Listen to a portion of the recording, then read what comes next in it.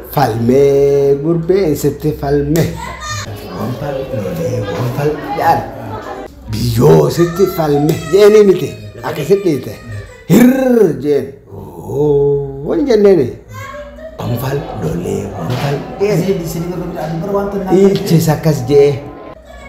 Adal rasaasa xamadee baasan jirreen na qabatee jibbiroorroo jedhame.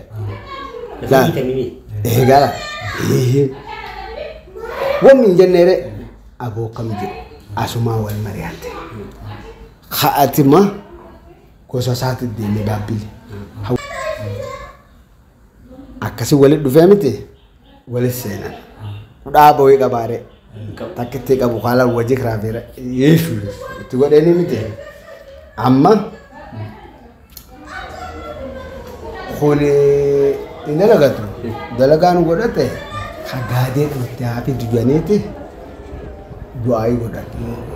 Wonfal jechuun walakkaa abbaadha. Wonfal lolee wonfal jaabar gooftaan dhiira ana jettee jechuudha. Wonfal kun walakkaa abbaadha. Wonfal lolee wonfal jeeniti hirr.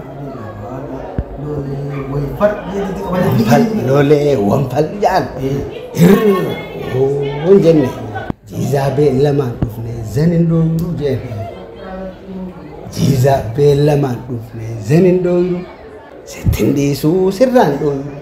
Jiizaa beellamaan dhufne zanin dooyiruu namni gurbee qabu dhiira. Jiizaa beellamaan dhufne zanin dooyiruu ogu jedhe. Laal olutaalii dachii dhiiti.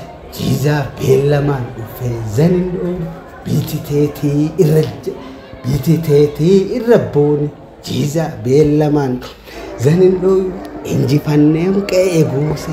Jiizaa beellamaan zanin dooyiruu hayyoota kee ililchiisu. Jiizaa beellamaan zanin dooyiruu shamarran kee abdachiise. Jiizaa beellamaan dhufne zanin manguddoo ta'e gammachiise.